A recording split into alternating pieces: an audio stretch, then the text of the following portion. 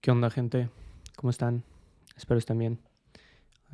Bueno, voy a grabar este video que voy a hablar un poco acerca de... Bueno, primero que nada no he grabado desde hace tiempo, pero pues bueno, ya estamos de regreso con un videito. Eh, Ahorita básicamente voy a explicar la postura de Zizek acerca de este libro. Más bien voy a explicar su libro. Aquí lo tengo. Se llama El sublime... A ver, creo que no se ve. Ahí está. El sublime objeto de la ideología de Slavoj Zizek. Esta es la versión del siglo XXI. eh, bueno, de la editorial del siglo XXI. Y la verdad es que está bastante bueno. Es muy largo. O sea, tiene unas casi 300 páginas.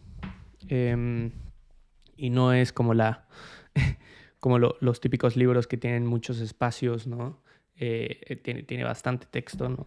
Y bueno, estuve pues casi todo el año leyéndolo, o sea, lo que lleva del año, ¿no? Que son como 4 meses, pero pues bueno, o sea, está bastante bueno, se lo recomiendo y de hecho hoy voy a hablarles un poco de su libro, ¿no? De los capítulos que tiene diferentes capítulos, ¿no? Pero hoy voy a hablar del primer capítulo que se llama El síntoma, ¿no? Básicamente el primer capítulo habla de cómo inventó Marx el síntoma, pero sobre todo habla del síntoma como tal. Es la primera parte, ¿no? Entonces, ¿de qué trata primero el libro, no? O sea, ¿por qué es relevante, primero que nada? A mí se me hace que es relevante este libro de Zizek, no solo por... No solo porque, bueno, porque hoy en día, porque este libro es bastante viejo, es de 1980 y algo, yo creo. Pero ¿por qué hoy en día es relevante y por qué se los traigo, no? Pues bueno, yo creo que es muy importante tener una crítica a la ideología, sobre todo hoy en día, o sea, considerando como las diferentes posturas que están emergiendo hoy en día, em, más allá de, digamos, posturas políticas sobre qué se debería hacer, ¿no?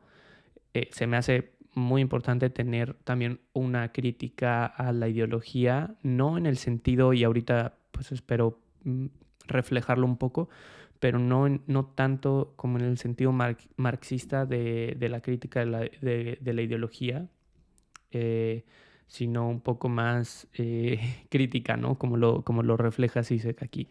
Y bueno, básicamente Zizek empieza definiendo la ideología como una realidad social cuya existencia implica el no conocimiento de sus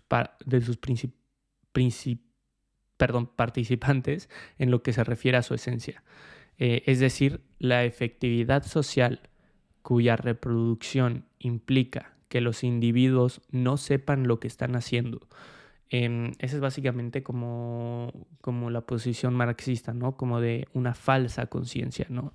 Em, sí dice que ideológica no es la falsa conciencia de un ser social, sino este ser en la medida en que está soportado o está, de cierta manera, sustentado por la falsa conciencia.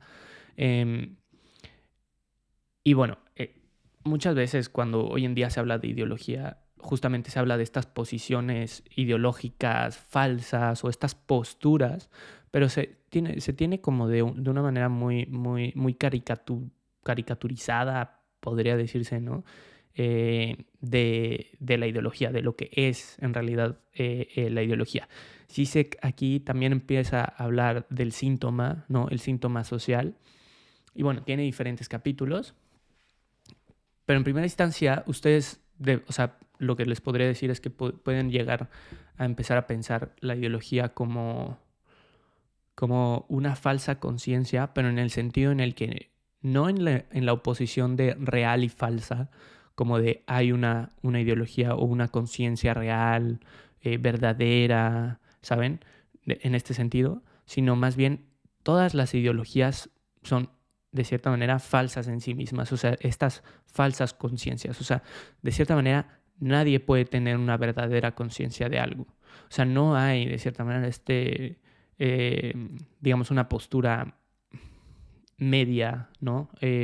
O no mediada, o incluso real, objetiva, ¿no? De los sucesos que pasan, ¿no? Y sobre todo, pues sí, de, de la forma en la que conocemos el mundo, ¿no? Bueno, sí sé que empieza a explicar un poco más el síntoma social. Luego les explicaré el título de El sublime objeto de la ideología. Em, pero bueno, sí sé que empieza a hablar del síntoma social como, bueno, para Zizek la ideología ya no funciona en la dimensión del saber, ¿no? Como Marx lo planteaba en su frase de ellos no saben lo que hacen, pero lo siguen haciendo, etcétera, sino en la dimensión del hacer. O sea, ya no es, de cierta manera, para Zizek una dimensión puramente teórica, sino más bien ya algo más práctico, ¿no? Zizek define el universal ideológico, ¿no? Como, como algo falso en la medida en que incluye necesariamente un caso específico que rompe su unidad. Deja al descubierto su falsedad, ¿no? El socialismo utópico transmite una creencia de la posibilidad de una universalidad sin un síntoma, o sin su síntoma, ¿no?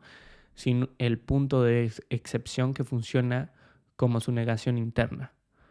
Y bueno, en cuanto tratamos de concebir el orden social existente como una totalidad racional, hemos de incluir en él un elemento paradójico que, sin dejar de ser su constituyente interno, funcione como su síntoma, subvierta el principio universal racional de esa totalidad. O sea, a mí se me hace muy algo complicado. Bueno, este libro es bastante complicado, ¿no? Hay mucha gente que lo lee varias veces porque no lo entiende y todo. Pero ya de por sí esto es bastante complicado porque lo que quiere hacer Zizek es dar a entender con, bueno, no solo con sus fundamentos y sus bases filosóficas como Marx, Hegel, eh, y bueno, otros referentes, digamos, un poco más literarios como Kafka, etcétera, sino también usando psicoanálisis freudiano y sobre todo lacaniano, ¿no? Lo que quiere hacer es como combinar estas dos perspectivas y hacer una crítica a la ideología en el sentido en el que no, de cierta manera, no haya pues esto, ¿no? Una totalidad racional, ¿no?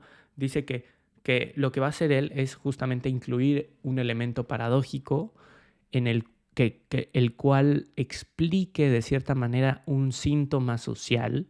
O sea, básicamente, si se usa el psicoanálisis de una forma eh, un poco más, eh, digamos, un psicoanálisis para la sociedad, de cierta manera, una psicología de las masas, em, en donde justamente incluye este síntoma para explicar ciertos, o bueno, más bien, incluye un trauma, ¿no? O bueno, una explicación de un trauma para explicar los síntomas que pueden llegar a surgir en la sociedad.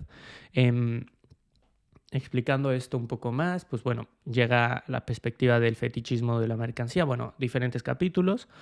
Ahí solo tengo anotado porque estoy leyendo mis notas aquí, pero nada más anoté un poco y posteriormente voy a hablar un poco más, que dice, un loco que cree, mire, un loco que cree que es rey no está más loco que un rey que cree que lo es, quien se identifica de inmediato con el mando de rey.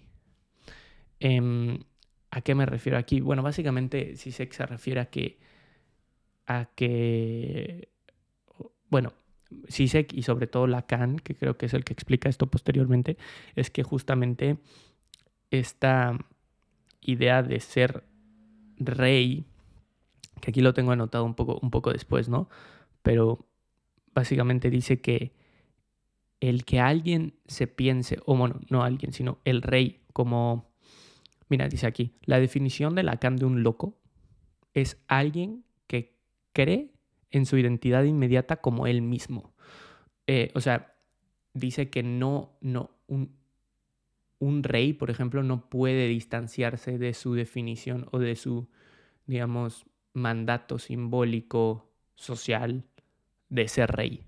O sea, él cree rotundamente que es rey, ¿no? O sea, aquí dice, alguien que no es capaz de una distancia mediada dialécticamente hacia él mismo, como un rey que cree que es rey, que toma su ser un rey como una propiedad inmediata y no como un mandato social que se le ha impuesto una red de relaciones, por una red de relaciones intersubjetivas de las que él forma parte. O sea, básicamente es como pues alguien que no tiene una distancia sobre, de cierta manera, sobre lo que se le manda socialmente y sobre quién es ese tipo de persona, ¿no? O sea, un rey, por ejemplo, justamente es alguien que se identifica con un mandato social, ¿no? O sea, un mandato simbólico y el cual no puede tener este tipo de capacidad de decir soy alguien más que no sea rey, ¿no? O sea, por eso también, y siento que hoy en día pasa mucho, por ejemplo, con las celebridades, ¿no? Como de, no, pues es que tú eres tal, ¿no? O sea, el nombre de cualquier celebridad, ¿no? De que Taylor Swift o de que Justin Bieber, ¿no? Entonces estas personas se identifican con este, digamos, con este mandato social de que ellos mismos construyeron, pero que al mismo tiempo no pueden salir de él, porque, o sea, entienden que no son, más bien, no entienden que son alguien fuera de ese mandato, ¿no? Y bueno, ¿no? Luego llegamos a otra característica. Básicamente, en este primer capítulo, que es bastante largo, sí sé que empieza a definir ciertos conceptos psicoanalíticos, a criticar ciertas posturas, por ejemplo, de Marx, usando a Lacan, usando un poco también a Hegel, ¿no? Em, y bueno, empieza a criticar empieza a criticar la crítica a la ideología, ¿no? Que dice, en contraste con la usual crítica a la ideología, que trata de deducir la forma ideológica de una sociedad determinada partiendo de un conjunto de sus relaciones sociales efectivas. El enfoque analítico apunta sobre todo a la fantasía ideológica eficiente de la propia realidad social. Lo que llamamos realidad social es en último término una construcción ética. Em, Dice, la única obediencia real es la externa. La obediencia por convicción no es obediencia real porque ya está mediada por nuestra subjetividad. No estamos obedeciendo a la autoridad, sino simplemente siguiendo nuestro arbitrio. O sea, en ese sentido, ¿no? Dice que justamente la obediencia es como una convicción que justamente no es real porque ya está mediada por nosotros. O sea, no estamos obedeciendo a la autoridad, sino que estamos siguiendo lo que nosotros queremos porque simplemente está mediada por nosotros. O sea, no sé si me explico, pero bueno, dice que encontramos razones que confirman nuestra creencia porque ya creemos. O sea, básicamente es ese tipo de postura la que plantea Zizek, ¿no? No es que creamos porque hayamos encontrado suficientes buenas razones para creer. Dice la transferencia, y este es un término psicoanalítico, ¿no? Dice, nombra el círculo vicioso de la creencia. Las razones de por qué hemos de creer solo son convicciones para aquellos que ya creen. Una creencia antes de la creencia, y dice, si sigue una costumbre, el sujeto cree sin saberlo. La costumbre externa es es siempre un soporte material para el inconsciente del sujeto. La costumbre externa es siempre un soporte material para el inconsciente del sujeto. Bueno, Zizek se complica mucho en este libro, tiene términos bastante complejos, pero básicamente dice que justamente eh, que una creencia, dice, justamente creemos en algo, no porque hayamos encontrado suficientes buenas razones para creer, ¿no? O sea, dice como encontramos razones que confirman nuestra creencia justamente porque ya creemos en eso, de cierta manera, ¿no? Eso es lo que resalta Zizek aquí. Y, bueno, la fantasía ideológica, que básicamente dice como que, bueno, se basa en la frase marxista de ellos sí lo saben, o sea, saben lo que hacen y aún así lo siguen haciendo. No, más bien, ellos no saben lo que hacen y aún así lo siguen haciendo. Y Zizek la cambia, o bueno, creo que es alguien más, otro autor, que dice, ellos sí saben lo que hacen y aún así lo siguen haciendo. Que es algo un poco de otro orden, ¿no? Ya no es como de, bueno, de cierta manera el proletariado no sabe que está siendo explotado y aún así sigue trabajando y aún así sigue siendo de cierta manera este proletariado, etcétera. Entonces, sí se lo cambia y dice, no, o sea, hoy en día en la sociedad hemos llegado a un punto en el que ya sabemos, o sea, en el que cierto sector de la sociedad sabe lo que está haciendo y aún así, o más bien, ya sabemos lo que estamos haciendo de cierta manera y aún así lo seguimos haciendo. O sea, ya sabemos que estamos siendo explotados, ya sabemos que las cosas no van bien, ya sabemos que el sistema económico que tenemos hoy en día no funciona, pero aún así lo seguimos haciendo, lo seguimos proliferando, ¿no? O sea, como que no, o sea, me viene esta frase de Mark Fisher, ¿no? Que decía que hoy en día ya no podemos imaginar, más bien es más fácil imaginar el fin del mundo que el fin del capitalismo, ¿no? Que el fin del sistema económico que tenemos. Precisamente por eso, o sea, porque vemos como imposible el cambiar las condiciones de la sociedad que hoy emergen, ¿no? Y que proliferamos de cierta manera, lo vemos como imposible. Y precisamente es por eso por lo que seguimos, ¿saben? Perpetuando de cierta manera este tipo de condiciones de las cuales bueno, formamos parte, ¿no? Y bueno, tiene diferentes términos, ¿no? Viene muy relevante en este capítulo y en todo el sublime objeto de la ideología es la fantasía, ¿no? Que dice que la fantasía está del lado de la realidad. Es, como dice Lacan, ¿no? El soporte que da consistencia a lo que llamamos realidad. O sea, Zizek también marca en este capítulo y en los siguientes, ¿no? Pero sobre todo en este, que lo introduce el concepto justo de fantasía, porque precisamente Zizek se da cuenta de que, bueno, gracias a Lacan, ¿no? Que la sociedad, o sea, bueno, más bien la concepción que tenemos de realidad, o sea, la concepción que tenemos cada quien de realidad ya es en sí fantasiosa. O sea, la fantasía es lo que medía a nosotros con lo real. O sea, ¿y qué es lo real también? También es algo, pues, digamos, de la idea lacaniana, ¿no? De cómo funciona, de cierta manera, la estructura psíquica y sobre todo como, pues, sí, el sujeto, ¿no? Cómo funciona de cierta manera y cómo experimentamos la realidad. Entonces, lo que hace Lacan, que de cierta manera no lo introduce aquí, sí, creo que en algún momento, como en el cuarto capítulo o tercer capítulo lo introduce Zizek, pero es relevante aquí, es que pues Lacan divide entre lo simbólico, lo imaginario y lo real. Entonces, pues esas tres formas, que luego, bueno, ya las explicaré un poco mejor, se relacionan pero lo fundamental aquí es saber que lo real, con R mayúscula, ¿no? Lo real no es la concepción que tenemos hoy en día de lo real, o sea, de que la realidad, no. O sea, precisamente Lacan se da cuenta de que nadie puede tener un conocimiento objetivo de la realidad y es precisamente esa concepción de esa de cierta manera imposibilidad lo que define como lo real, ¿no? O sea, lo real nunca se puede conocer, eh, digamos, directamente, em, sin mediación de nada. Em, y es precisamente eso lo que hace que emerja de cierta manera este tipo de fantasía, ¿no? Entonces la fantasía justamente es lo que medía de cierta manera nuestra experiencia real o sí, es como representamos de cierta manera la realidad, precisamente porque no podemos conocer lo real en sí, ¿no? No sé si me expliqué un poco, pero bueno. Entonces dice, la realidad es para aquellos que no pueden soportar el sueño.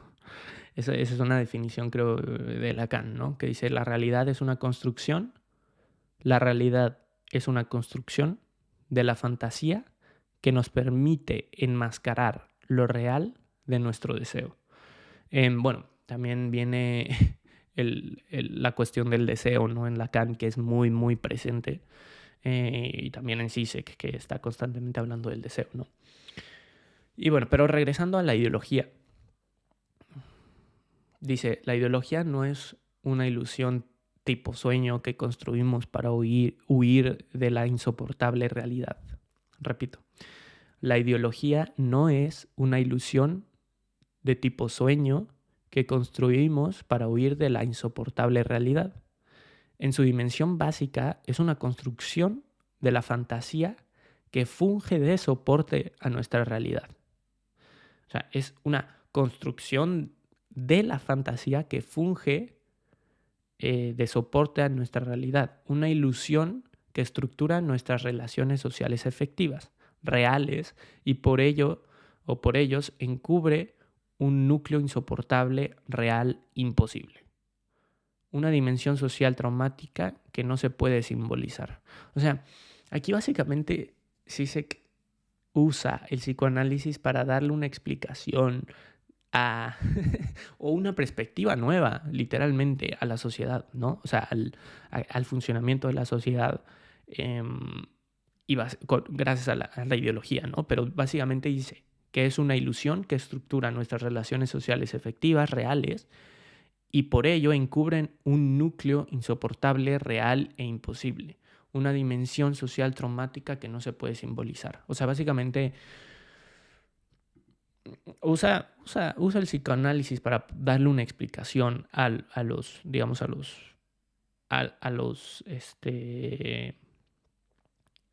los traumas, pero sobre todo a los síntomas que emergen en una sociedad precisamente por la imposibilidad de simbolizar las experiencias, digamos, en una sociedad particular.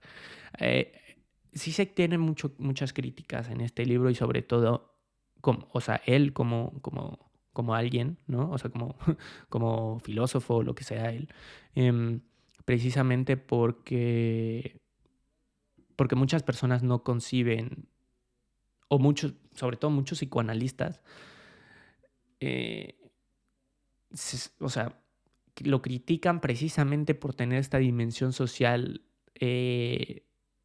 analítica de la sociedad, ¿no? O sea, el hecho de, digamos, es que, digamos que el psicoanálisis está hecho para individuos, o sea, para gente, para sujetos, o sea, pero para sujetos individuales. O sea, precisamente por eso la terapia es individual, ¿no? O sea, el psicólogo, o sea, ir al psicoanalista es simplemente algo del analizante y el analizado, ¿no? Precisamente porque o sea, funciona de cierta manera, o sea, desde Freud dice que es algo individual. Sí, Freud habló un poco del malestar de la cultura, la psicología de las masas, pero nunca fueron más allá. O sea, Lacan no creo que haya ido un poco más allá. O sea, sí, de cierta manera, con Marx, ¿no? Cambiando de cierta manera sus definiciones, y Zizek lo llevó aún más allá, ¿no? O sea, con la crítica a la ideología. Pero bueno, es precisamente, o sea, yo nada más quiero reflejar aquí que es precisamente estas críticas las que están presentes en el sublime objeto de la ideología, ¿no? Y sobre todo en Zizek como filósofo y como psicoanalista, de cierta manera, ¿no? Precisamente por tener esta dimensión social, o sea, que muchos lo critican por ello. Bueno, dice, la función de la ideología no es ofrecernos un punto de fuga de nuestra realidad, que eso es lo que mucha gente piensa que es lo que es ideología, ¿no? Como un punto en donde podemos escapar de la realidad o de la función, digamos, de nuestra realidad, ¿no? Como realidad social, sino que nos ofrece la realidad social misma como inaudida de algún núcleo traumático real. O sea, nos ofrece una realidad social precisamente, o sea, una concepción de una realidad social precisamente para escapar de algún trauma real de nuestro deseo, ¿no? De cierta manera. Eh, Les digo, es muy criticado por estas concepciones, pero bueno, voy a seguir. A mí me gusta mucho este libro y la verdad es que es una crítica impresionante o sea, es una crítica a la crítica de la ideología, ¿no? Y bueno, también a la economía política. También dice Zizek que creo que en primer capítulo lo menciona, ¿no? Que precisamente esta concepción de ideología, ¿no? Pero bueno, y bueno, dice, el sujeto tiene posibilidad de obtener algún contenido, una especie de consistencia positiva, afuera del gran otro, de la red simbólica enajenante. O sea, es lo que les decía de la definición de loco como el rey que cree que es rey. Precisamente el loco no cree en o sea, más bien no tiene la capacidad de una consistencia positiva fuera del gran otro. O sea, de cierta manera, lo que hace lo que se le manda y la concepción que tiene de él mismo o sea, literalmente es directamente mediada por el gran otro y sobre todo por los demás. O sea, el gran otro para Lacan es como, digamos, las leyes, instituciones, pero sobre todo autoridades, ¿no? Y digamos como, yo lo tengo un poco más como la noción de los otros, ¿no? Como allá, como lo que no soy yo, lo que no considero que soy yo, ¿no? Pero bueno, claramente eh, no sé si sea eso, digamos, formalmente lo que es el gran otro, pero sí, de cierta manera, pues son digamos, lo que creemos que deberíamos hacer y esta concepción de autoridad, de ley, de lo que deberíamos de hacer, ¿no? Sobre todo. Y que precisamente no soy yo, o sea, que se me manda, que es un gran otro que manda, ¿no? De cierta manera. Y bueno, aquí básicamente en los siguientes párrafos pues explica una dialéctica digamos que del sueño, ¿no? Que cómo sabemos si estamos soñando o no, pero bueno, eso no lo voy a mencionar, no creo que sea tan relevante. Y bueno, luego viene la fantasía como soporte de la realidad. Ah, bueno, porque precisamente eso lo hace como para fundamentar justamente como la de cómo la realidad es efectivamente, no, más bien que la realidad no es un sueño, de cierta manera, ¿no? Pero bueno, y luego la fantasía como soporte de la realidad, dice, solo en el sueño nos acercamos al verdadero despertar, dice, a lo real de nuestro deseo. Fue solo en el sueño que nos acercamos al marco de fantasía que determina nuestra actividad, nuestro modo de actuar en la realidad. Tratamos en vano de romper el sueño ideológico para salir de él, abriendo los ojos y tratando de ver la realidad como es.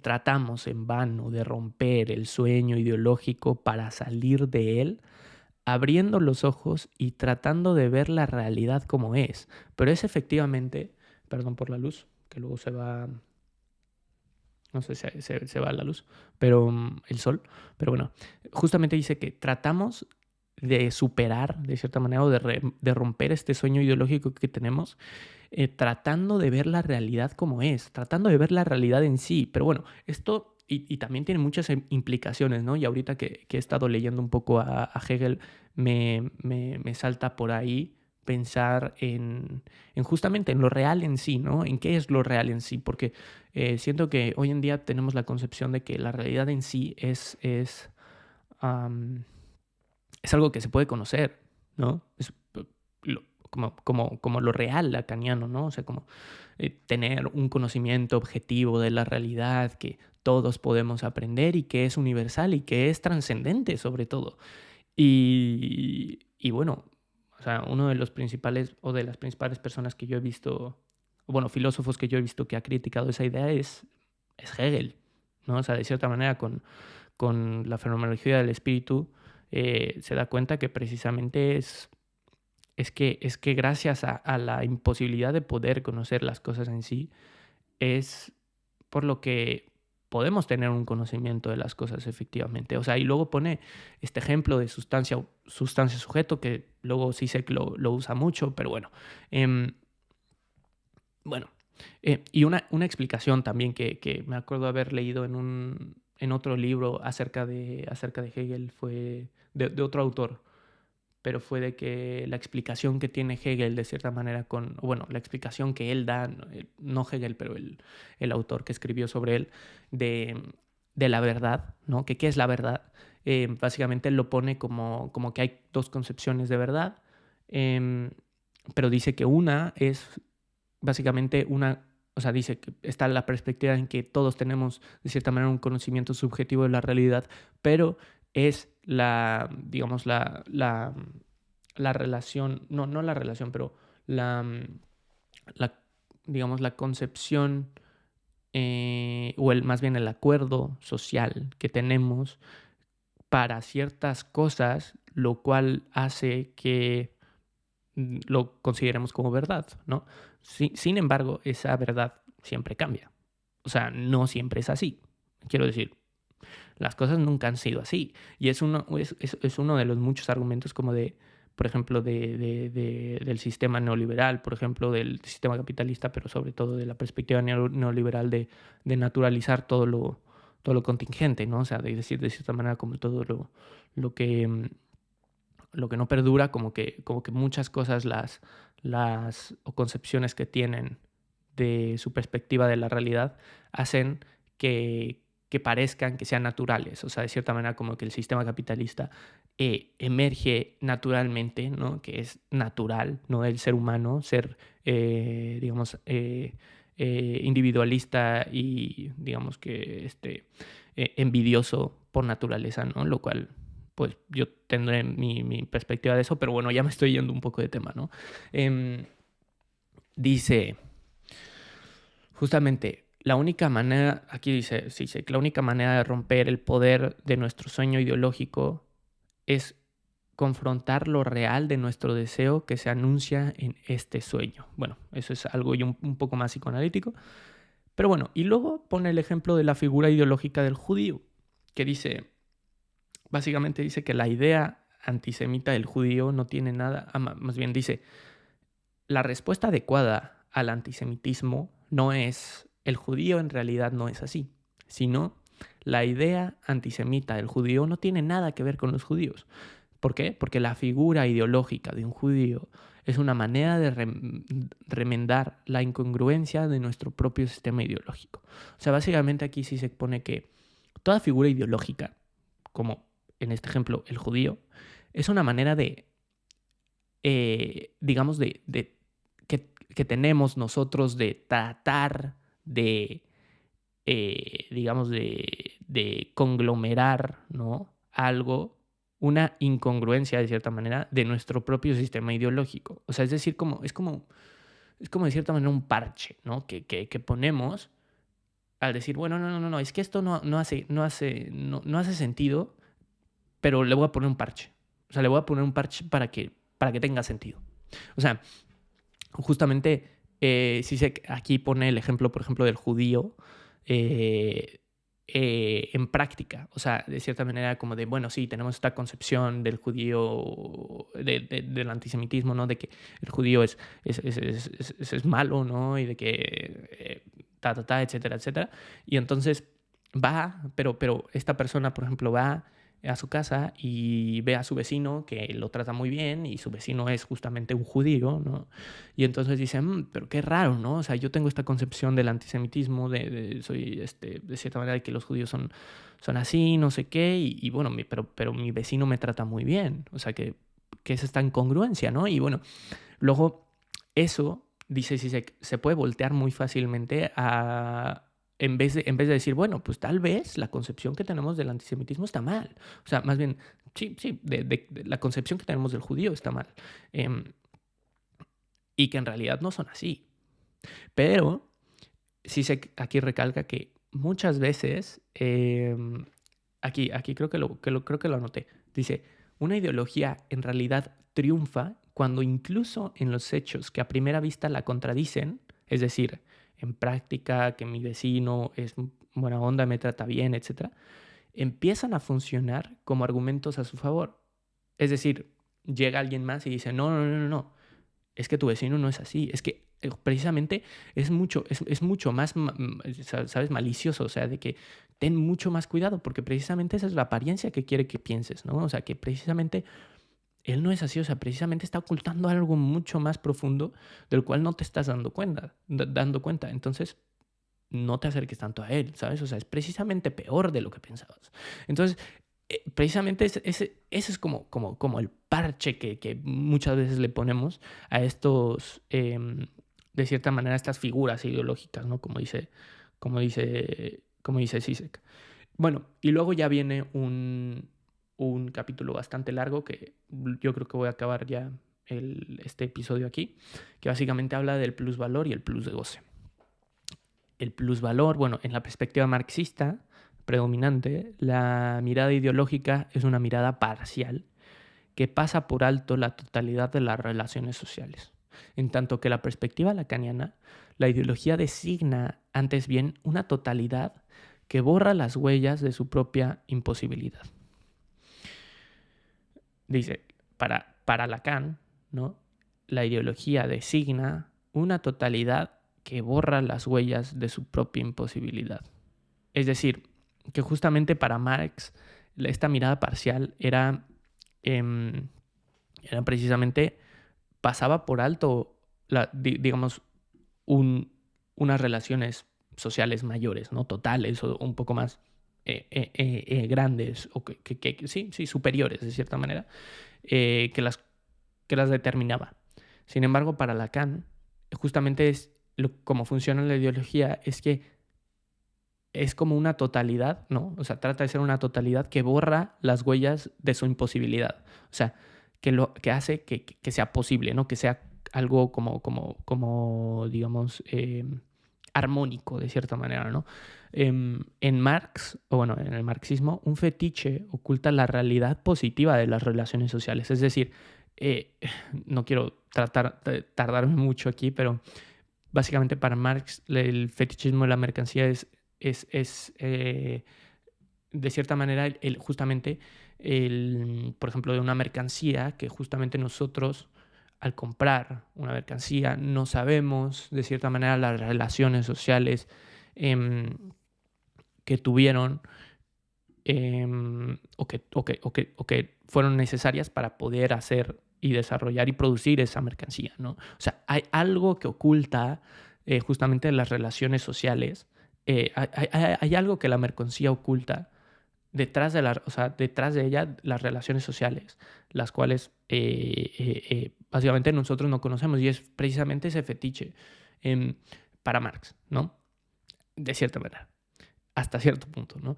En tanto que para Freud, dice Zizek, un fetiche oculta la falta, entre comillas, castración, que es así como lo presenta Freud, en torno a la cual se articula la red simbólica. Es decir, justamente es parecido a esta, digamos, esta totalidad que oculta su imposibilidad, ¿no? Pero bueno, sigamos. Considerando lo real como aquello que siempre regresa al mismo lugar, así es como lo concibe Zizek, ¿no? Lo real como aquello que regresa siempre al mismo lugar. Desde el punto de vista marxista, el procedimiento ideológico par excellence, o sea, así lo pone, es el de la falsa eternalización y o universalización. Es decir, el interés de una clase en particular se disfraza de interés humano universal. Eso es esencial, eso es lo que quería decir, ¿no? Con el fetichismo de las mercancías, ¿no? Que el interés de una clase en particular se disfraza de interés humano universal. Es decir, que... No, bueno, es que no sé cómo decirlo más claro, ¿no? Pero bueno, y dice, la meta de la crítica de la ideología es detectar tras el hombre en general el individuo burgués.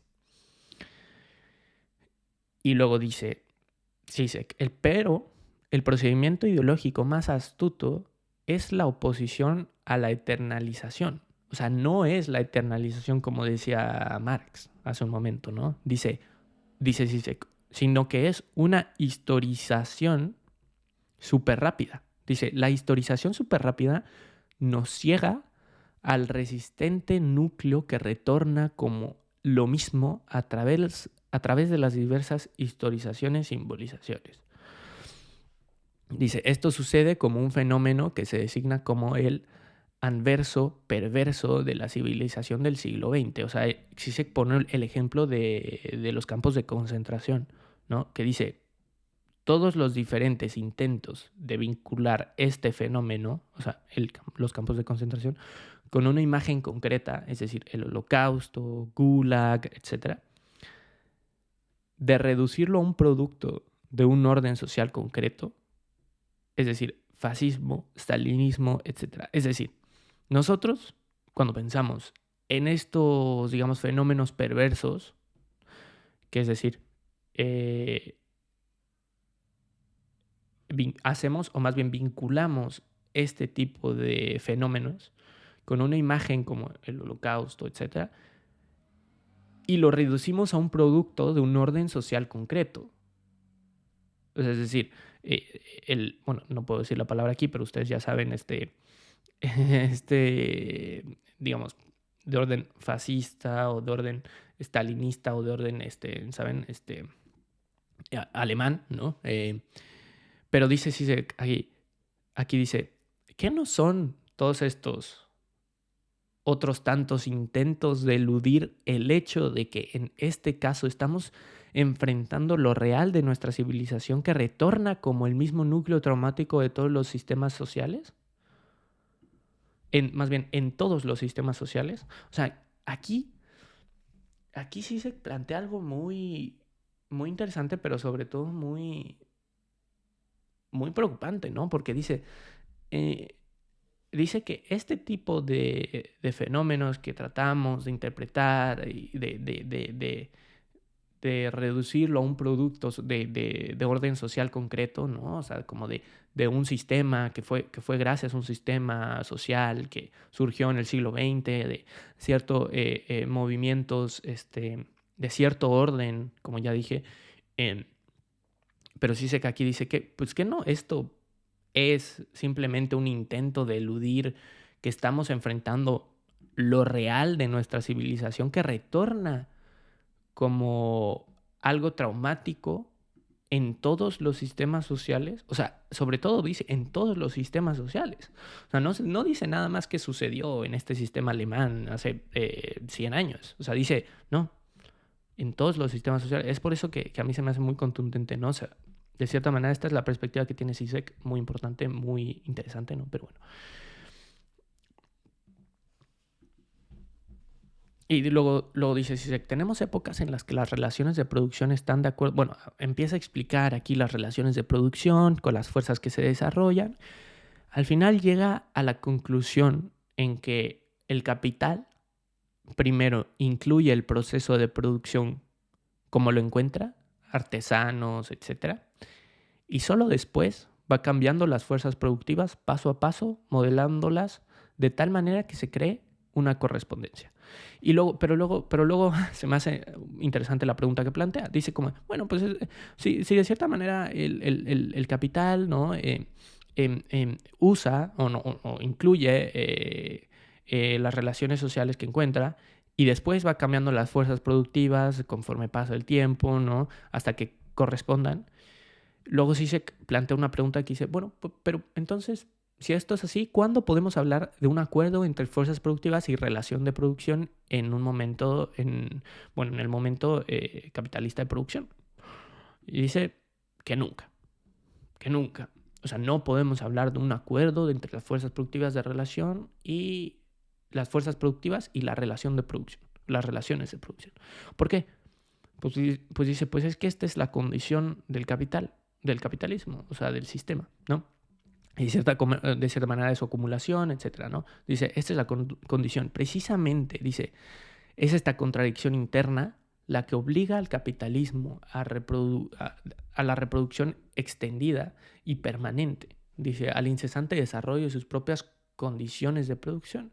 Entonces, lo que decía Marx básicamente que el capital como el límite de la producción capitalista no es cierto, o sea, no es inadecuada, ¿no? El capitalismo es capaz de transformar su límite, su impotencia misma, en el origen de su poder. Cuanto más se pudre más se agrava su contradicción inmanente, más ha de revolucionarse para sobrevivir. En esta paradoja, la que define el plus de goce, dice, no es un plus que simplemente se conecta con un goce normal, ¿no? Bueno, aquí define qué es plus de goce, ¿no? Ya hablamos de cierta manera de plusvalor, pero ahora de cierta manera sí se quiere hablar del plus de goce, que de hecho tiene un libro que se llama Plus de Goce, que también lo leí, que está bastante bueno. Pero básicamente lo que quiere hacer Zizek aquí es explicar el plus de goce, o sea, de cierta manera el término lacaniano, es decir, algo que es un plus, ¿no? Yo lo defino, bueno, voy a leerles como dice Zizek, ¿no? Que dice que es un plus que simplemente se conecta a un goce normal fundamental. Más bien, no es un plus que simplemente se conecta con un goce normal fundamental, porque el goce como tal surge solo de este plus. Es decir, porque es constitutivamente un excedente, ¿no? Es constitutivamente un excedente. Un excedente básicamente del mismo, ¿no? Si sustraemos el plus, perdemos el goce. Precisamente como el capitalismo, que solo puede sobrevivir revolucionando incesantemente, o sea, siempre, sus propias condiciones materiales. Porque si no, dejaría de existir si permaneciera en lo mismo, como dice él, ¿no? Y lo dice, esta es la homología entre el plusvalor, ¿no? La causa que pone en movimiento el proceso capitalista de producción, y el plus de goce, el objeto causa de deseo, que en términos lacanianos, ¿no? Y bueno, básicamente eso es lo que habla de cierta manera Zizek en este capítulo, ¿no? Son por lo menos mis notas y mis pensamientos de lo que tuve acerca de este primer capítulo. Sí es difícil, sí es complejo, sí no es que entienda todo, ¿no? Pero sí es importante y justamente se me hace interesante cómo, digamos, lo relevante que es para Zizek este último concepto, el plus de goce. Porque creo que fue como en 2021, hizo el libro del plus de goce, que hizo un libro de 350 páginas hablando del plus de goce, ¿no? Entonces, ¿por qué es tan relevante para Zizek esto, no? O sea, precisamente porque para él es una manera de explicar el funcionamiento del capitalismo como incesante y cómo de cierta manera se relaciona con el plusvalor, ¿no? O sea, con la condición, justamente como dice aquí al final, un movimiento, o sea, como la condición del movimiento de producción capitalista. Pero también le da una explicación psicoanalítica que es el plus de goce, como el objeto causa del deseo, es decir, el objeto que nunca se puede llegar a obtener, ¿no? Y luego sí sé que en los diferentes capítulos va a formar de cierta manera y explicar con el grafo del deseo lacaniano y con diferentes, bueno, justamente la triada de lo real, simbólico, imaginario, cómo emerge, pero sobre todo con el grafo, ¿no? Con el grafo del deseo, cómo funciona este objeto causa deseo, ¿no? Objective A, o sea, el objeto A, y cómo retorna, ¿no? De cierta manera, y cómo funciona, ¿no? La simbolización, bueno, el objeto, ¿no? El gran otro, la idea del yo o el ideal del yo, ¿no? Entonces, eh, o sea, gracias a este grafo como que bueno, a la teoría lacaniana, pues sí se le da este tipo de explicación, lo cual, pues, a mí se me hace mínimamente interesante, ¿no? O sea, incluso por todas las críticas que llega a tener, se me hace interesante, se me hace algo de lo cual vale la pena ser leído, porque luego llega a otras conclusiones bastante interesantes, ¿no? Porque sí sé que es alguien que va sobre las líneas de lo que o sea, le vale madre, o sea, le da igual. O sea, va por aquí, por allá, de que quiere hablar de esto, habla de esto, quiere hablar de Kafka, habla de Kafka, quiere hablar de, ¿saben? De Alexei Supaknik, ¿no? Que creo que fue como su compañera, ¿no? Que también estudió psicoanálisis y filosofía, ¿no? Es una filósofa bastante buena. y habla de lo que quiere, ¿no? O sea, o sea, le da igual, ¿no? Pero pues sí, por lo menos es un libro relevante para saber cómo funciona la ideología. O sea, si quieren hablar de ideología, ¿no? Tienen que leer este libro sí o sí, si quieren entender más sobre ideología, porque mucha gente dice, "Ay, no, es que tu ideología", sí, bueno, a ver, pero pues, ¿qué es ideología? O sea, no, más que qué es ideología, ¿no? ¿Qué entiendes tú por ideología? O sea, y sí sé que lo que hace aquí, que se me hace muy interesante, es que muchas veces, en muchas conversaciones, la ideología se menciona, ¿no? Como, no, es que tu ideología no sé qué, tal, pero nunca se le da tanta relevancia. Que eso también es cierto, nunca se le da tanta relevancia. Y sí sé que lo que hace, que se me hace impresionante y se me hace muy, muy interesante e importante, es que le da relevancia, o sea, le dedica todo un libro y creo que es uno de los libros más conocidos de Zizek, que fue bueno, lo escribió hace 40 años, a ver, 20 años, ¿no? 30 años, o sea, hace un montón. Eh, y sí se me hace relevante y sí se me hace importante y sobre todo los siguientes capítulos se pone más bueno, ¿no? Empieza a hablar un poco más de El Gran Otro, empieza a hablar un poco de Hegel, ¿no? De la sustancia como sujeto, de lo que deberíamos hacer como sociedad, ¿no? De cómo, o sea, precisamente pues este tipo de síntomas que emergen, pues qué hacer, ¿no? ¿Qué hacer? Que es una de las cuestiones principales, ¿no? Que la gente quiere encontrar respuestas, no solo teorizar de lo que sucede, sino encontrar cuestiones prácticas. Pero bueno, espero que les haya gustado este video, espero que no me haya tardado tanto, 1 hora, Dios mío. Pero bueno, por lo menos ya es digamos que el conglomerado, ¿no? O el resumen, de cierta manera, del primer capítulo eh, del sublime objeto de la ideología, de el síntoma, que así se llama el primer capítulo, de cómo inventó Marx el síntoma, así se llama, ¿no? Pero básicamente es la primera parte, ¿no? ¿Qué es el síntoma? O bueno, el síntoma. Y bueno, la segunda parte, el segundo capítulo es del síntoma al síntoma, la dialéctica del síntoma. Y es, pues básicamente, cómo pasa del síntoma al síntoma. Y luego, bueno, eso es, de cierta manera, creo que sigue siendo la primera parte, ¿no? Y luego ya pasa a la segunda parte, que es la falta en el otro. Y que ahí empieza con los grafos del deseo de Lacan, ¿no?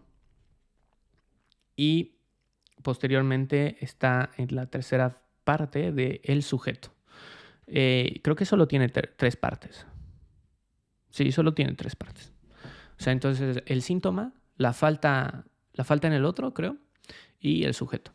Entonces, pues bueno, esta primera parte, por lo menos, la de el síntoma ya la abarcamos, ¿no? Pero bueno, espero les haya gustado y pues nos vemos en otro videito.